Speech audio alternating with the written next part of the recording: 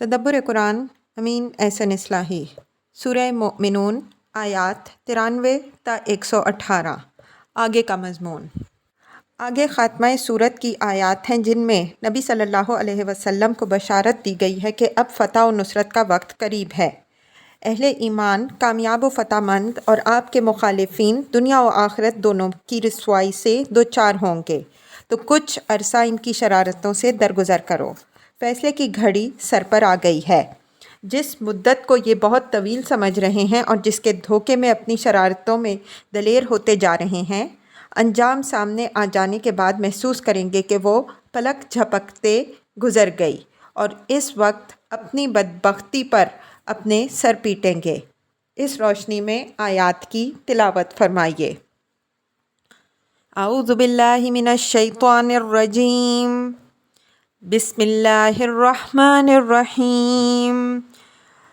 قل ربی اما ترینی ما یوعدون ربی فلا تجعلنی فی القوم الظالمین وَإِنَّا عَلَىٰ أَن نُّرِيَكَ مَا نَعِدُهُمْ لَقَادِرُونَ ادْفَعْ بِالَّتِي هِيَ أَحْسَنُ السَّيِّئَةَ نَحْنُ أَعْلَمُ بِمَا يَصِفُونَ وَقُل رَّبِّ أَعُوذُ بِكَ مِنْ هَمَزَاتِ الشَّيَاطِينِ وَأَعُوذُ بِكَ رَبِّ أَن يَحْضُرُونِ حَتَّىٰ إِذَا جَاءَ أَحَدُهُمُ الْمَوْتُ قَالَ رَبِّ ارْجِعُونِ لَعَلِّي أَعْمَلُ صَالِحًا فِيمَا تَرَكْتُ كَلَّا إِنَّهَا كَلِمَةٌ هُوَ قَائِلُهَا وَمِن وَرَائِهِم بَرْزَخٌ إِلَىٰ يَوْمِ يُبْعَثُونَ فَإِذَا نُفِخَ فِي الصُّورِ فَلَا أَنسَابَ بَيْنَهُمْ يَوْمَئِذٍ وَلَا يَتَسَاءَلُونَ فَمَن ثَقُلَتْ مَوَازِينُهُ فَأُولَٰئِكَ هُمُ الْمُفْلِحُونَ وَمَنْ خَفَّتْ مَوَازِينُهُ فَأُولَٰئِكَ الَّذِينَ خَسِرُوا أَنفُسَهُمْ فِي جَهَنَّمَ خَالِدُونَ تَلْفَحُ وُجُوهَهُمُ النَّارُ وَهُمْ فِيهَا كَالِحُونَ أَلَمْ تَكُنْ آيَاتِي تُتْلَىٰ عَلَيْكُمْ فَكُنْتُمْ بِهَا تُكَذِّبُونَ قَالُوا رَبَّنَا غَلَبَتْ عَلَيْنَا شِقْوَتُنَا وَكُنَّا قَوْمًا ضَالِّينَ رَبَّنَا أَخْرِجْنَا مِنْهَا فَإِنْ عُدْنَا فَإِنَّا ظَالِمُونَ قَالَ اخْسَئُوا فِيهَا وَلَا تُكَلِّمُونِ إِنَّهُ كَانَ فَرِيقٌ مِّنْ عِبَادِي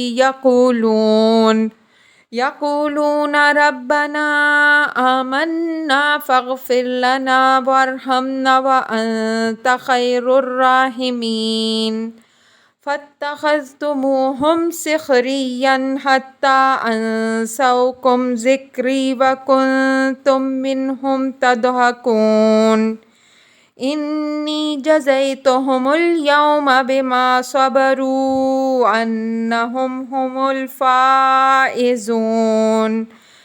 قَالَ كَمْ لَبِثْتُمْ فِي الْأَرْضِ عَدَدَ سِنِينَ قَالُوا لَبِثْنَا يَوْمًا أَوْ بَعْضَ يَوْمٍ فَاسْأَلِ الْعَادِّينَ قَالَ إِن لَّبِثْتُمْ إِلَّا قَلِيلًا لَّوْ أَنَّكُمْ كُنتُمْ تَعْلَمُونَ أَفَحَسِبْتُمْ أَنَّمَا خَلَقْنَاكُمْ عَبَثًا وَأَنَّكُمْ إِلَيْنَا لَا تُرْجَعُونَ فَتَعَالَى اللَّهُ الْمَلِكُ الْحَقُّ لَا إِلَٰهَ إِلَّا هُوَ رَبُّ الْعَرْشِ الْكَرِيمِ وَمَن يَدْعُ مَعَ اللَّهِ إِلَٰهًا آخَرَ لَا بُرْهَانَ لَهُ بِهِ فَإِنَّمَا حِسَابُهُ عِندَ رَبِّهِ إِنَّهُ لَا يُفْلِحُ الْكَافِرُونَ وَقُلْ رَبِّ اغْفِرْ وَارْحَمْ وَأَنْتَ خَيْرُ الرَّاحِمِينَ۔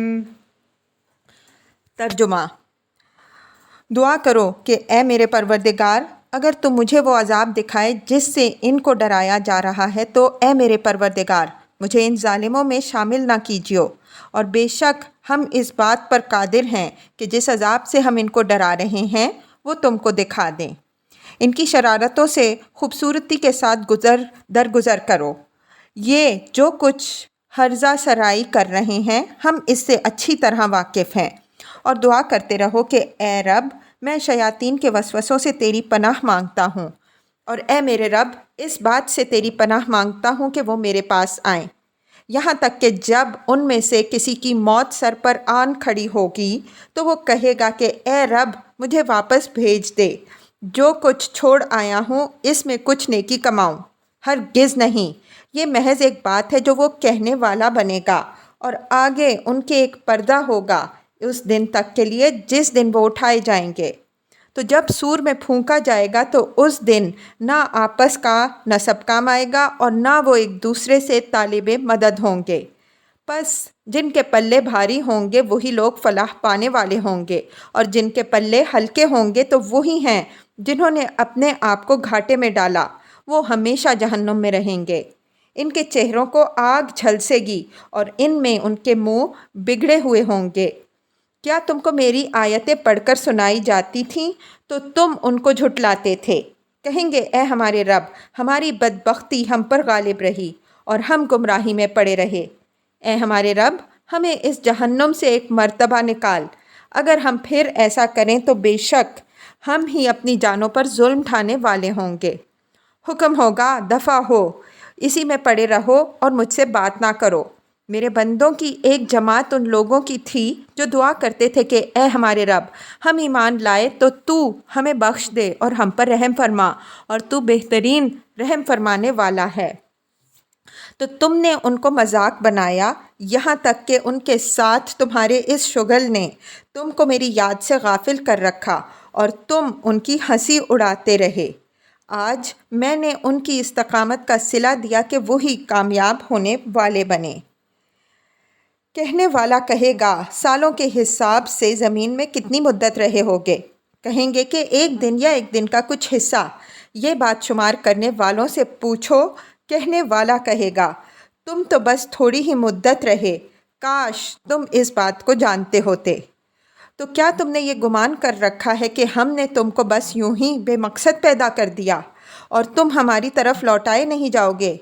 تو بڑی ہی برتر ذات ہے اللہ، بادشاہ حقیقی کی، اس کے سوا کوئی معبود نہیں، عرش کریم کا مالک۔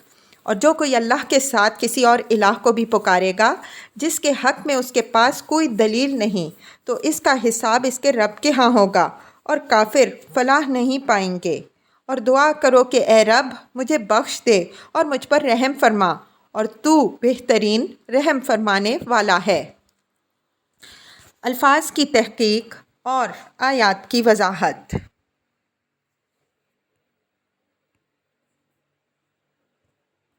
قل ربی اما ترینی ما یوعدون ربی فلا تجعلنی فی القوم الظالمین۔ رسول کی تکذیب کی صورت میں قوم پر جو عذاب آیا کرتا ہے، قریش کے متکبرین کو جب اس سے ڈرایا جاتا تو وہ رسول اللہ صلی اللہ علیہ وسلم سے مطالبہ کرتے کہ اگر تم سچے ہو تو وہ عذاب لاؤ۔ ان کے اس مطالبے کا جواب قرآن نے جگہ جگہ دیا ہے، مثلاً سورہ یونس میں ہے وَإِمَّا نُرِيَنَّكَ بَعْضَ الَّذِي نَعِدُهُمْ أَوْ نَتَوَفَّيَنَّكَ فَإِلَيْنَا مَرْجِعُهُمْ 46۔ اور یا تو ہم تمہیں دکھا دیں گے اس عذاب کا کچھ حصہ یا تم کو وفات دے دیں گے اور ان کی واپسی ہماری ہی طرف ہوگی۔ اسی طرح سورہ رعد میں فرمایا وَإِمَّا نُرِيَنَّكَ بَعْضَ الَّذِي نَعِدُهُمْ أَوْ نَتَوَفَّيَنَّكَ فَإِنَّمَا عَلَيْكَ الْبَلَاغُ وَعَلَيْنَا الْحِسَابُ 40۔ اور یا تو ہم اس عذاب کا کچھ حصہ تم کو دکھا دیں گے جس سے ان کو آگاہ کر رہے ہیں، یا تم کو وفات دیں گے اور تمہارے اوپر صرف پہنچا دینے کی ذمہ داری ہے، محاسبہ ہمارے ذمے ہے۔ بعینیہ یہی مضمون سورہ غافر کی آیت 77 میں بھی ہے۔ ان آیات سے معلوم ہوتا ہے کہ جہاں تک مکذبین کے وعدہ عذاب کا تعلق ہے وہ تو قطعی ہے۔ رہا اس کے ظہور کا وقت کہ یہ پیغمبر صلی اللہ علیہ وسلم ہی کی زندگی میں ظہور میں آئے گا یا آپ صلی اللہ علیہ وسلم کی وفات کے بعد، تو اس سوال کے جواب کو ان آیات میں مبہم چھوڑ دیا گیا ہے۔ لیکن آیت زیر بحث اس بات کی طرف اشارہ کر رہی ہے کہ پیغمبر صلی اللہ علیہ وسلم اور آپ صلی اللہ علیہ وسلم کے ساتھیوں کے لیے غلبہ نصرت کے ظہور کا وقت اب بالکل قریب ہے۔ یہ بات آپ صلی اللہ علیہ وسلم کی حیات مبارک ہی میں واقع ہوگی، اور اس کا لازمی نتیجہ آپ صلی اللہ علیہ وسلم کے دشمنوں کی ہلاکت بھی ہے۔ یہ اشارہ یوں نکلتا ہے کہ اس میں نبی صلی اللہ علیہ وسلم کو یہ دعا تلقین کی گئی ہے کہ دعا کرو کہ اے رب، اگر تو اس عذاب کو میری زندگی ہی میں ان ظالموں پر لانے والا ہے تو جس سے ان کو ڈرایا جاتا رہا ہے، تو مجھے اپنے دامن رحمت کے نیچے رکھیو، ان ظالموں میں نہ شامل کیجیو۔ اس دعا میں نبی صلی اللہ علیہ وسلم کے لیے جو بشارت اور آپ صلی اللہ علیہ وسلم کے مکذبین کے لیے جو آخری انذار ہے وہ بالکل واضح ہے، اور کیا بھی یہ ہے کہ آپ صلی اللہ علیہ وسلم کے اعداء آپ صلی اللہ علیہ وسلم کی زندگی ہی میں پامال ہو گئے، اور آپ صلی اللہ علیہ وسلم جب اس دنیا سے تشریف لے گئے تو جاء الحق وزہق الباطل کا اعلان کر کے تشریف لے گئے۔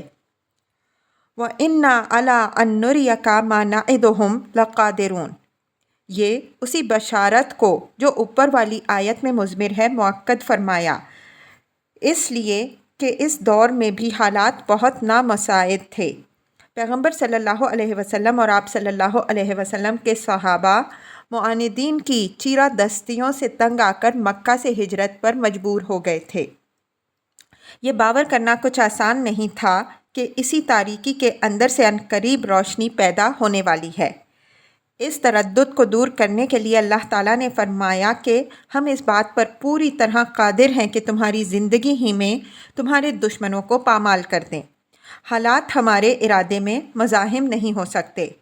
نبی صلی اللہ علیہ وسلم کو اس دعا کی تلقین صرف عذاب کی شدت کو نہیں ظاہر کر رہی جیسا کہ عام طور پر لوگوں نے سمجھا ہے، بلکہ اس میں ہجرت کی طرف اشارہ بھی ہے کہ اے رب، اگر یہ عذاب میری زندگی ہی میں آنے والا ہے تو اس کے آنے سے پہلے پہلے میری اور میرے با ایمان ساتھیوں کی نجات کی راہ کھول دے۔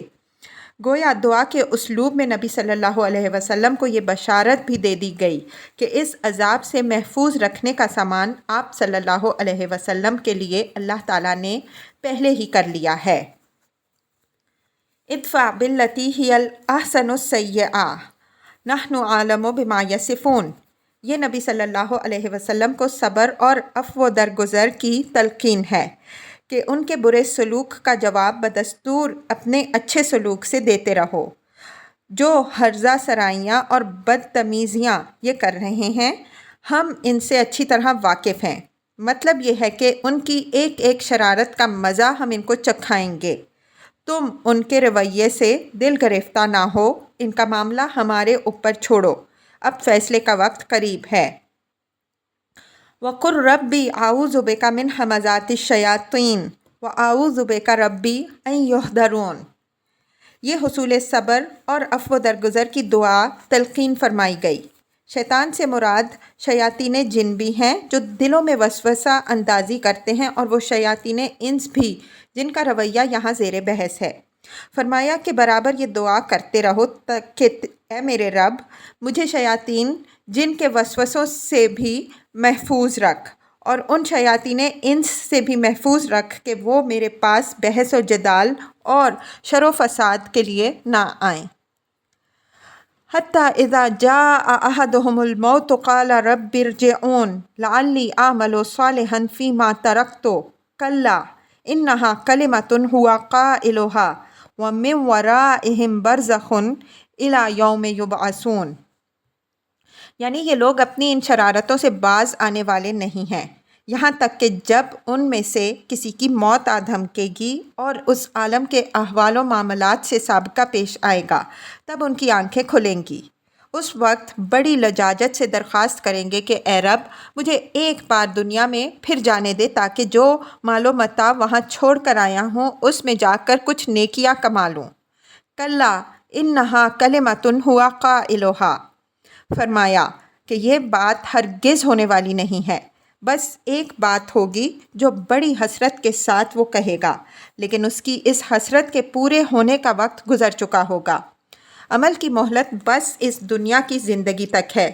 اس مہلت حیات کے ختم ہونے کے بعد ان کے آگے ایک پردہ ہوگا جو اسی دن اٹھے گا جس دن وہ حساب و کتاب کے لیے اٹھائے جائیں گے۔ اس ٹکڑے کا مطلب یہ بھی ہو سکتا ہے کہ یہ بات وہ کہنے کو تو کہے گا، لیکن اگر اس کو دنیا میں پھر بھیج دیا جائے تو وہ کرے گا وہی جو کرتا رہا ہے۔ قرآن میں اس مفہوم کے لیے نظیر موجود ہے، لیکن یہاں ہمارے نزدیک وہی مفہوم ہے جو ہم نے اختیار کیا۔ اس کے نہایت واضح نظائر آخری گروپ کی صورتوں میں موجود ہیں۔ فَإِذَا نُفِخَ فِي الصُّورِ فَلَا أَنْصَابَ بَيْنَهُمْ يَوْمَئِذٍ وَلَا يَتَسَاءَلُونَ، یہ قیامت کے دن کی نفسا نفسی کی تصویر ہے کہ اس دن نہ کسی کا نسب کچھ کام آئے گا اور نہ وہ ایک دوسرے سے طالب مدد ہی ہو سکیں گے۔ تساولا کے معنی آپس میں ایک دوسرے سے طلبگار ہونے کے ہیں۔ مصیبت کے وقت میں نسبی اور خاندانی عصبیت اور قومی و قبائلی تعاون و تناصر اس دنیا میں بڑا سہارا ہے، اور عربوں میں اس چیز کو خاص طور پر بڑی اہمیت حاصل رہی ہے۔ جب کوئی شخص کسی مصیبت میں اپنے خاندان یا قبیلہ کی دہائی پکار دیتا تو اس کے قبیلے کا ہر شخص اس کی حمایت میں کٹ مرنے کے لیے اٹھ کھڑا ہوتا۔ فرمایا کہ سور پھونکے جانے کے بعد سارے نسب ختم ہو جائیں گے اور کوئی ایک دوسرے سے نہ طالب مدد ہو سکے گا اور نہ کوئی کسی کی مدد کر سکے گا۔ فَمَنْ ثَقُلَتْ مَوَازِينُهُ فَأُولَٰئِكَ هُمُ الْمُفْلِحُونَ وَمَنْ خَفَّتْ مَوَازِينُهُ فَأُولَٰئِكَ الَّذِينَ خَسِرُوا أَنفُسَهُمْ فِي جَهَنَّمَ خَالِدُونَ تَلْفَحُ وُجُوهُهُمُ النَّارُ وَهُمْ فِيهَا كَالِحُونَ۔ اس دن کسی کا حسب نسب کچھ کام نہیں آئے گا، بلکہ صرف اس کا عمل کام آئے گا۔ جن کے پلے بھاری ہوں گے وہ تو کامیاب ہوں گے، اور جن کے پلے ہلکے ہوں گے وہی لوگ ہیں جنہوں نے اپنے آپ کو گھاٹے میں رکھا، وہ ہمیشہ ہمیش کے لیے جہنم میں پڑیں گے۔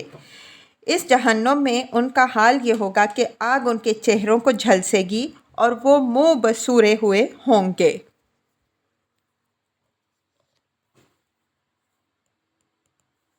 أَلَمْ تَكُنْ آيَتِي تُتْلَىٰ عَلَيْكُمْ فَكُنْتُمْ بِهَا تُكَذِّبُونَ قَالُوا رَبَّنَا غَلَبَتْ عَلَيْنَا شِقْوَتُنَا وَكُنَّا قَوْمًا ضَالِّينَ رَبَّنَا أَخْرِجْنَا مِنْهَا فَإِنْ عُدْنَا فَإِنَّا ظَالِمُونَ، یعنی جب وہ چیخیں چلائیں گے تو اللہ تعالیٰ کی طرف سے ان کو یہ جواب ملے گا کہ اب کیوں روتے چلاتے ہو، اس دن سے آگاہ کرنے کے لیے جب تم کو ہماری آیتیں سنائی جاتی تھیں تب تو تم ان کی تکذیب کرتے تھے۔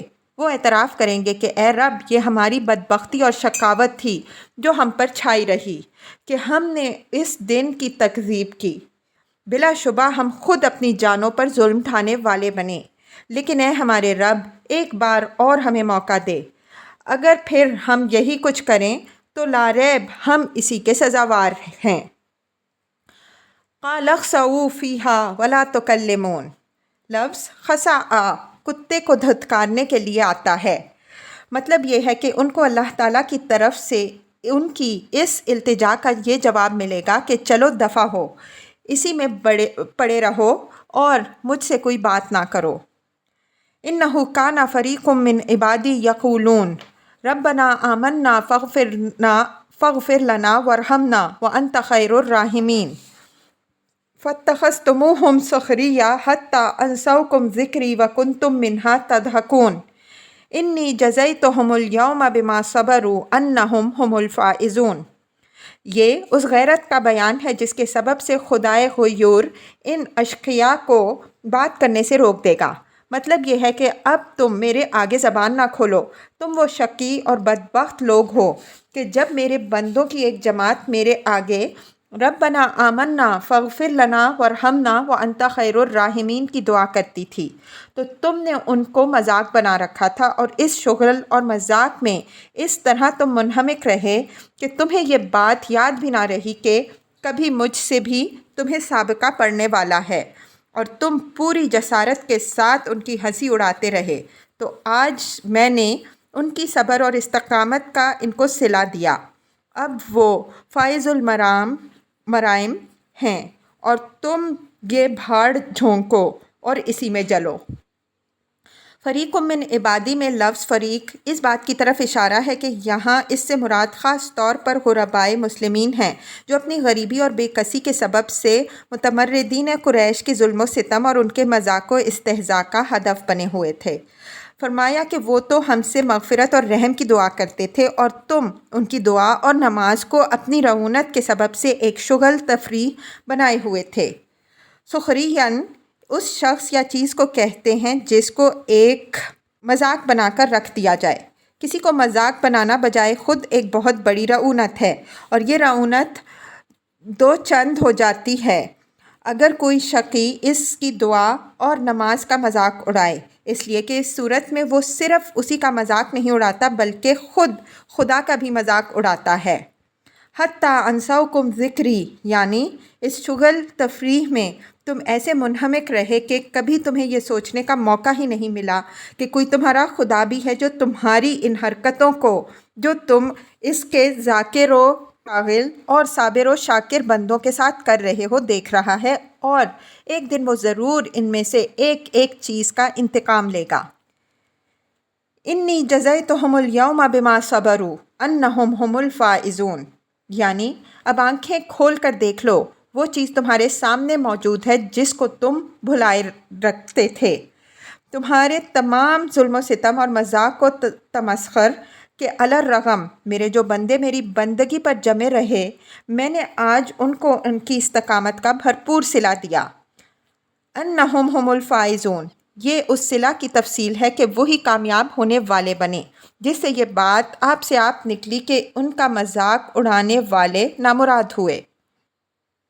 यहाँ इस सूरा की पहली आयत कद अफ़लहल मुमिनून अल्लज़ीना हुम फ़ी सलातिहिम ख़ाशिऊन को जहन में ताज़ा कर लीजिए। जिस बात से सूरा का आगाज़ हुआ था, अब उसी पर सूरा का इख्तिताम हो रहा है। ये औद अलल बिदा का उसलूब कुरान में बहुत इस्तेमाल हुआ है और नज़्म कुरान के नहायत वाज़े दलाइल में से एक है। गौर कीजिए इन आयत का उन गुरबाए मुस्लिमीन पर क्या असर पड़ा होगा जो उस दौर में मुतकब्बिरीन के जुल्म और तहत्तुक का हदफ बने हुए थे। उनके सब्र व अज़ीमत को रब्बे ग़ुयूर की इस दिलदारी से कितनी ग़िज़ा और क़ुव्वत हासिल हुई होगी। काला कम लबिस्तुम फ़िल अर्द अददा सिनीन क़ालू लबिस्ना यौमन औ बअदा यौमिन फ़स्अलिल आदीन क़ाला इल लबिस्तुम इल्ला क़लीलन लौ अन्नकुम कुंतुम तालमून।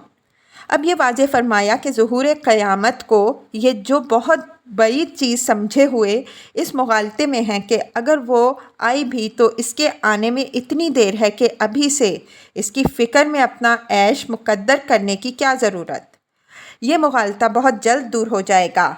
नफ़ख़े सूर के बाद जब ये उठेंगे तो इनको महसूस होगा कि जिस ज़िंदगी को वो बहुत तवील समझे हुए थे वो पलक झपकते ख़त्म हो गई। काला का फ़ाइल यहाँ अल्लाह ताला या कोई फ़रिश्ता नहीं है जैसा कि बाज़ लोगों ने समझा, बल्कि ये काला का इल्म के मफ़हूम में है, यानी क़यामत को जब ये उठेंगे तो उन्हीं में से कोई पूछने वाला पूछेगा कि भला बताओ दुनिया में हम कितनी मुद्दत रहे होंगे। दूसरे जवाब देंगे कि बस एक दिन या एक दिन से भी कुछ कम। फ़स्अलिल आदीन, ये जवाब देने वालों की तरफ से बेजारी का इजहार होगा कि भला किसी को क्या पता कि हम दुनिया में कितने दिन रहे। अगर किसी ने इसका शुमार रखा हो तो उससे जाकर पूछो। यानी आज जिस ज़िंदगी के तूल और इसके ऐश पर रीझे हुए हैं, एक दिन आने वाला है जब उसके मुताल्लिक सवाल भी तबीयत पर निहायत गरां गुजरेगा। काला इल लबिस्तुम इल्ला कलीलन लौ अन्नकुम कुंतुम तालमून, یہ بھی انہی میں سے کسی کی بات ہوگی جس میں کچھ ملامت و حسرت کا مفہوم بھی ہے، یعنی دنیا میں تم رہے تو بہت کم، لیکن اس کو جاننے اور سمجھنے کا وقت وہ تھا جب تم دنیا میں تھے، اب تو اس کا وقت گزر چکا۔ یہی مضمون سورہ طٰہٰ کی آیات 102 تا 104 میں بھی گزر چکا ہے۔ وہاں یہ تصریح ہے کہ یہ باتیں انہی کے درمیان آپس میں ہوں گی۔ یتخافتون بینہم ان لبثتم الا عشرا، وہ آپس میں سرگوشی کریں گے کہ بس تم ایک عشرہ دنیا میں رہے ہوگے۔ اسی سلسلے میں ان کے سب سے زیادہ دانا و بینا کی یہ بات بھی نقل ہوئی ہے کہ اذ یقول امثلہم طریقۃ ان لبثتم الا یوما، جبکہ ان میں سے سب سے زیادہ ہوش گوش والا جو ہوگا کہے گا کہ بس تم ایک دن دنیا میں رہے ہوگے۔ میرے نزدیک آیات زیر بحث میں بھی آخری قول ان کے امثالہم طریقۃ کا نقل ہوا ہے۔ سورہ کہف آیت 19 میں اصحاب کہف کا طویل نیند سے اٹھنے کے بعد جو مکالمہ مذکور ہوا ہے اور جو در حقیقت مثال ہے عالم برزخ کے بعد کی زندگی کی، اس سے بھی یہی معلوم ہوتا ہے کہ یہ سوال و جواب ان کے اپنے ہی درمیان ہوگا۔ یہ ایک حقیقت ہے جس میں ذرا مبالغہ نہیں کہ غفلت کی زندگی کا سارا طول و عرض صرف اس وقت تک ہوتا ہے جب تک وہ حاصل رہتی ہے، جب گزر جاتی ہے تو بس ایک خواب معلوم ہوتی ہے۔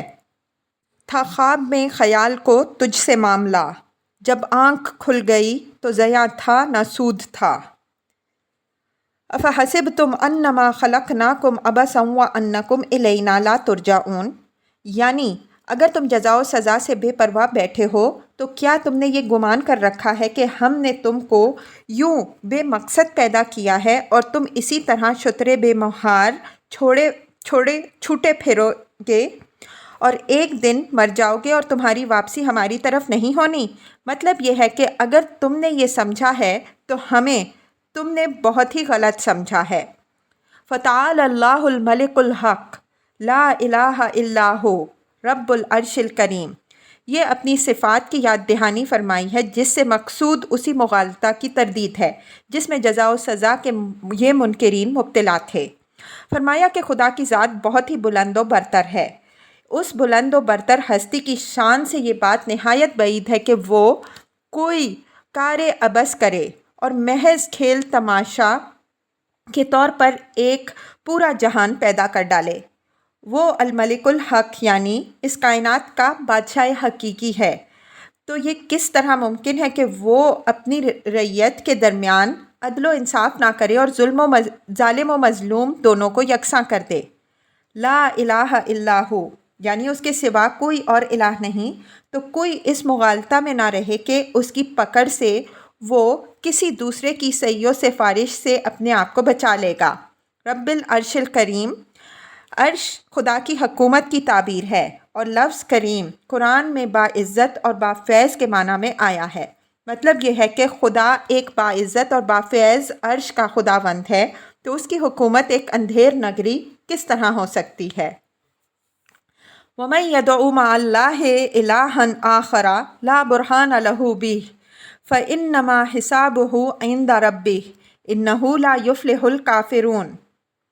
یہ اوپر والے توحید کے مضمون کی مزید وضاحت فرما دی کہ جو اللہ کے ساتھ کسی اور کو بھی اس کی عبادت میں شریک کرے گا جبکہ کسی شریک کے حق میں کوئی دلیل موجود نہیں، تو وہ یاد رکھے کہ خدا کے آگے اس کو ایک دن اس کا حساب دینا ہوگا، اور یہ امر بھی وہ یاد رکھے کہ جو لوگ خدا کا کسی کو شریک ٹھہرائیں گے وہ کافر ہیں اور کافر فلاح نہیں پائیں گے۔